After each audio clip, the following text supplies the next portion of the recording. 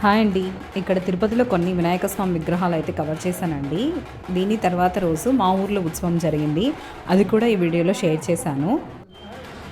ఇది తిరుపతిలో అమ్మ వాళ్ళ ఇంటి దగ్గర పక్క స్ట్రీట్లో పెట్టిన వినాయక స్వామి అండి. చాలా బాగా డెకరేషన్ చేశారు.